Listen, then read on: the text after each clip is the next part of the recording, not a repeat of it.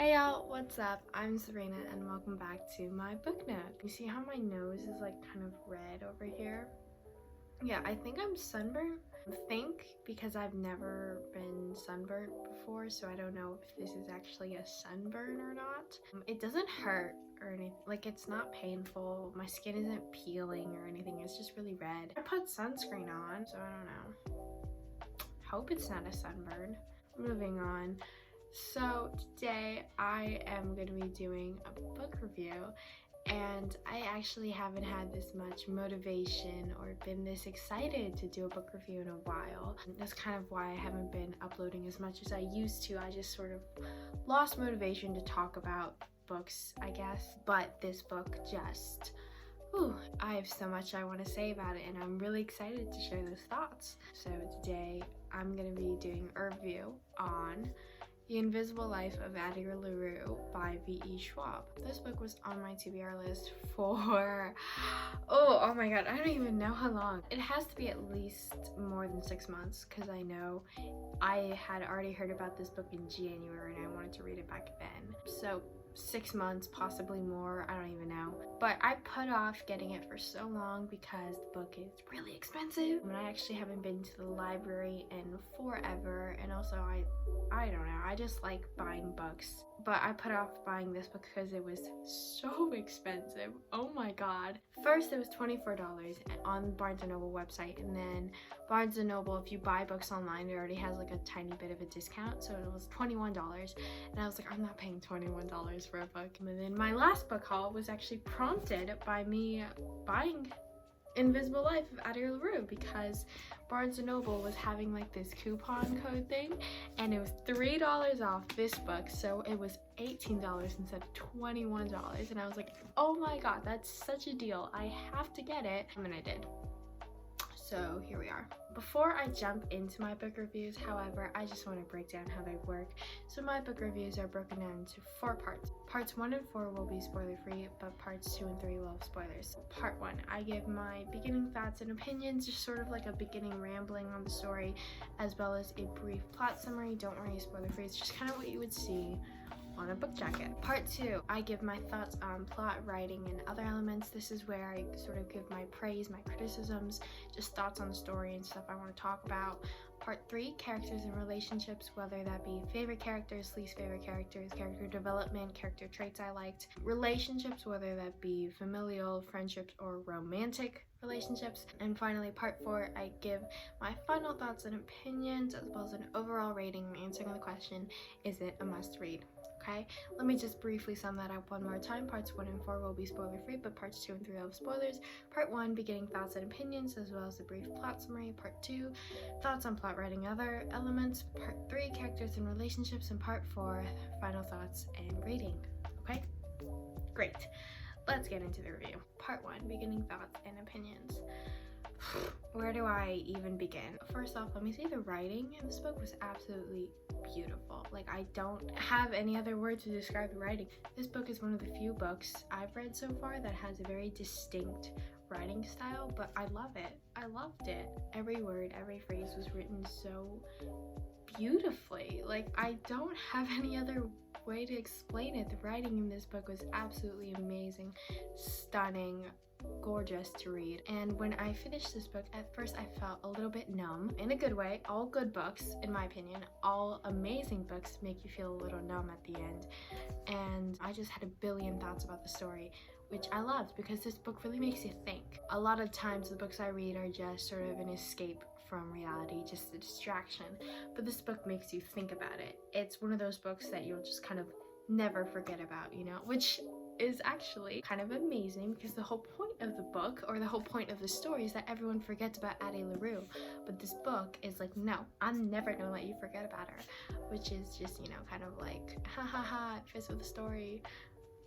I'm not explaining this very well, but you get what I mean. I can definitely say that this was worth the purchase, and while I do have I'm not gonna say criticisms because it's not really criticism, just more of like me having to try to explain my thoughts, I guess. But yeah, I definitely don't regret buying this book. I think it was amazing, and I have not stopped thinking about it since I finished reading it. Let me just give a brief plot summary.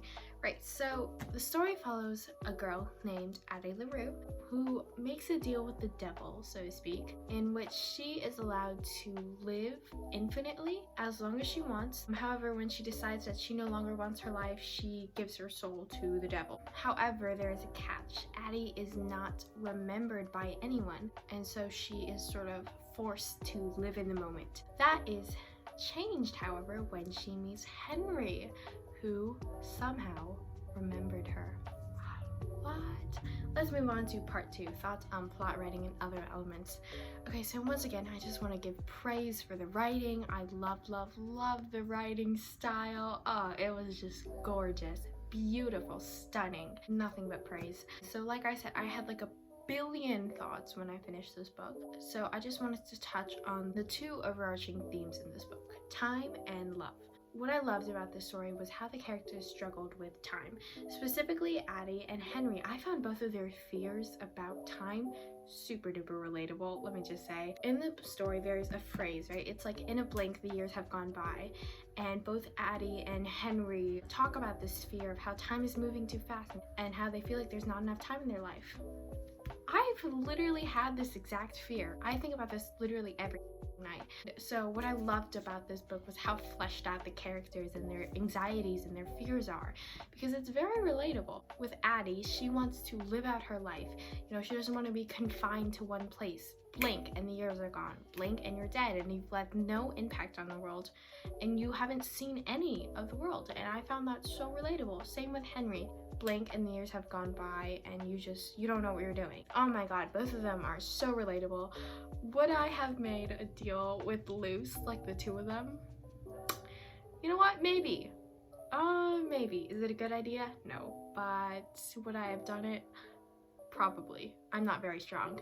Also, I know a lot of people have criticized this book for having a slow pace, calling it boring because of that. However, I think the book would only make sense if it was at a slow pace. The slow pace is supposed to represent how long the years have dragged by for Addie, how slow her life has passed by. And then you have, you know, the phrase, blink and the years are gone, contrasting that. And if you had the book at a fast pace, I don't think it would have hit the same. I don't think it would have had that same impact. This story isn't about Addie trying to fight back against Luce, actively trying to break her curse all the time. It's not like she has a mission with the set goals. She's just trying to live her life, okay? And you follow her through that, and you follow her struggles with her trying to live this eternal life. And that's what I love about this book. It's so refreshing. It's not, you know, a YA fantasy novel where the protagonist is trying to slash down the demon all the time, being like, you made this curse, break it now. Instead, she bargains with him, she argues with him, but she's still living her life. And you know, in the book, Addie's like, I would never give this up for anything. Despite all the struggles I've been through, I would not give up this deal. And I found that so refreshing. It's so refreshing to read. Okay, so the other theme I wanted to talk about was love. Specifically, Addie and her struggle with love. I would argue that Addie was not in love with Henry or Luce. I would argue that after she made the deal, she never actually loved anyone. She may have loved people before she made the deal with Luce, see her family or Estelle, but after she made the deal, whatever she felt with the other people, not love. That was not love. Is that a bit of a hot take? I don't think it's a hot take, honestly. I think it's pretty obvious. You know, what she felt with Henry and Luce, that was not love. They were just very complicated feelings. And I'll touch more on that in part 3 with both of them. But one of the big clues that I saw that showed that Addie was not in love was the fact that she was constantly questioning it. She kept asking herself, is this what love is supposed to feel like? Am I really in love? I'm no expert, but I'm gonna say if you keep asking yourself, am I in love? You're probably not in love.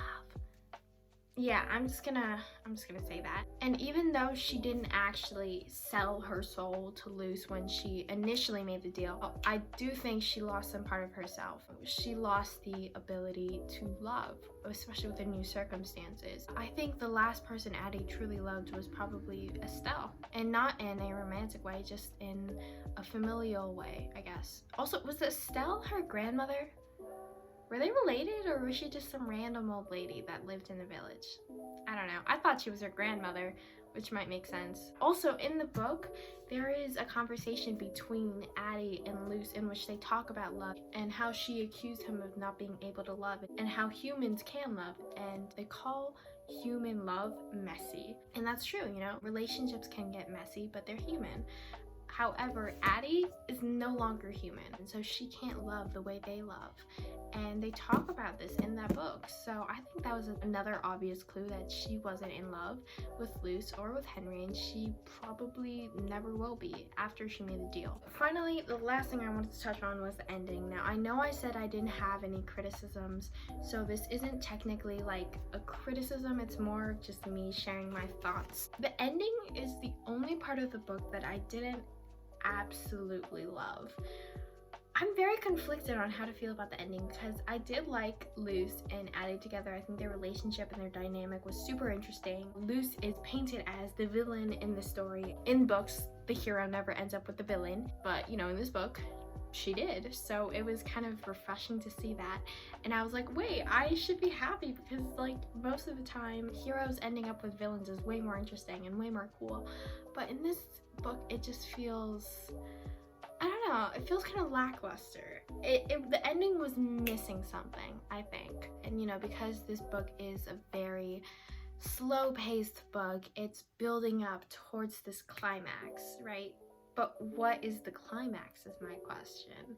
Is the climax when Henry and Addie say goodbye to each other? Is it when we finally get the flashback of her house burning down in New Orleans? What is the climax? You know, I guess maybe that's just my fault for not being able to interpret the reading, but it just felt, I don't know, it just felt a little bit of a letdown. I was kind of expecting more. You know, I saw some people saying, oh my god, I was like a wreck, I cried so much. I mean, like, I don't know, I teared up a little when she said goodbye to Henry, but at the same time, their relationship was not my favorite, so I wasn't very impacted by the ending, I would say. I think specific scenes throughout the book held more impact for me than the ending, which is a little bit disappointing because I was expecting more from the ending, especially with, you know, the slow pace and the slow build up. That was the only part of the book that I didn't like absolutely love. Moving on to part 3, characters and relationships. So let's start off with Addie. Also, I just want to briefly mention there's a movie called Age of Adeline, I'm pretty sure, which stars Blake Lively, and it's about a girl named Adeline who doesn't age. And I was like, that's a really freaky coincidence. So I was like, wait, are these two connected? Was the author inspired by this movie or something? I don't know. I just thought that was a freaky coincidence. Yeah, anyways, back to talking about Addie. And I mentioned this earlier, but I found her fears with time and how fast it's moving by super relatable. She just wanted to go out and see the world, you know, live her life. I think Addie was definitely a very well written, fleshed out character, especially the parts where you could just feel like her raw emotion and feelings through the book. I think that was just stellar writing, stellar character building. And also, like I said, it's refreshing to see a heroine who is not actively trying to break down the villain. She's just trying to live her life, and sure, she does argue and bargain with Luce, but she isn't actively trying to like kill him every time she sees him. So their relationship is definitely interesting. Speaking of Luce, let's touch on him. I love this character, let me just say that, because I feel like it blurred the lines between what a typical villain slash antagonist should be. From the start, he is painted as a villain. He's set up to be this evil demon. However, throughout the story, his relationship and his dynamic with Addie changes. It changes from him actively trying to like torture her and break her into, oh my god, I think I'm in love with her. Was he really in love with her? Obviously no. I mean, he's a demon. I don't think Addie loved him either because, like I mentioned earlier, she wasn't able to love anybody after she made the deal. However, I think what they had with each other and their relationship was very interesting. And they even mentioned this in the book, but what Luce felt for her was not love, but obsession. She was something he couldn't have. And they talk about this in the book. She's like, this is only an obsession. You aren't actually in love with me. And he's like, well, yes, but obsession and love can often be the same thing. Which I was like, oh, that's kind of interesting, but at the same time kind of creepy. Like, why would you say that to the girl you're in love with? However, I do kind of love the ending. I think it's refreshing. I think it's cool to see a heroine end up with the villain for once. The relationship isn't like a lovey-dovey relationship. It's not a relationship built on love. It's a relationship built on just sort of being there with each other, I guess. She's the only one he's seen throughout the centuries, and he's the only one she's seen throughout the centuries, and it's just sort of, their connection is not love-based. It's just sort of like it's just a really weird situation, but I'm kind of here for it, not gonna lie. So moving on to Henry. Out of all of the characters in this book, I think I related to Henry the most. Probably because he works at a bookshop and he writes, and that's like my ideal dream job. But anyways, like Addie, Henry is also scared of running out of time, and his wish, however, was to be enough for people, which, oh my god, painfully relatable. Oh, would I have taken Henry's deal as well? Probably. Yeah, as for him and Addie's relationship, I don't think their relationship was based around love either. I don't think they loved each other. I think it was one of those situations again where it's like, you're the only other person who can understand me. Henry needed someone to actually love him, and Addie needed someone to just see her. And there they were. They could do that for each other. So it's just sort of like they're both drowning and they can only cling on to each other sort of thing. They didn't love each other, okay? And honestly, for their relationship, there wasn't that much chemistry between them. Did I actively ship them? No, not really. There was honestly more chemistry between Henry and Luce than with Henry and Addie. Sorry. But I mean, I think they're cool. Honestly, I think it would have been more impactful for me if they were like a friendship or something, like a very strong platonic friendship. So yeah, sorry to all the people who love Henry and Addie out there. I'm sorry, but I didn't feel the chemistry between them. I don't think they loved each other. I think it was just sort of one of those situations. They both made a deal with the devil. Both of them can only see each other's like true self or whatever. So yeah. Sorry. So moving on to part 4, final thoughts and opinions. Okay, so just an absolutely amazing book. It's one of those books that when you finish you will feel a little bit numb, but you'll have a billion thoughts and you'll just never forget about it. This book writing was just absolutely beautiful and such an experience to read. Honestly, I loved it. I love the writing. I think if you were to buy this book, you would buy it for the writing, honestly. While the story is very slow paced, I do think the slow pacing works in terms of the story. However, the ending was just a little bit of a letdown. However, I don't think that matters in the overall, because overall this book was incredible and I can see what everybody loves it, and I loved it. I rated it a 4.8 out of 5 stars. Like I said, I love this book. The story is amazing and beautifully written. The characters are well fleshed out and relatable. The relationships are also super interesting to read as well. And I just think it's one of those books that will genuinely make you think while you're reading. So is it a must read? Definitely. I think this is going to be one of my go-to book recs for whenever people ask me. I think I'm just going to encourage everyone to read this book regardless of genre or what you're into. Just everybody read this book. Yeah, that's pretty much all my thoughts and opinions on the book. If you watched this entire video, thank you so much for watching. If you like this video, give it a thumbs up. If you didn't, don't. If you hated it, give it a thumbs down, whatever, but don't do that. Again, thank you all so much for watching, and I'll see you all next time. Bye!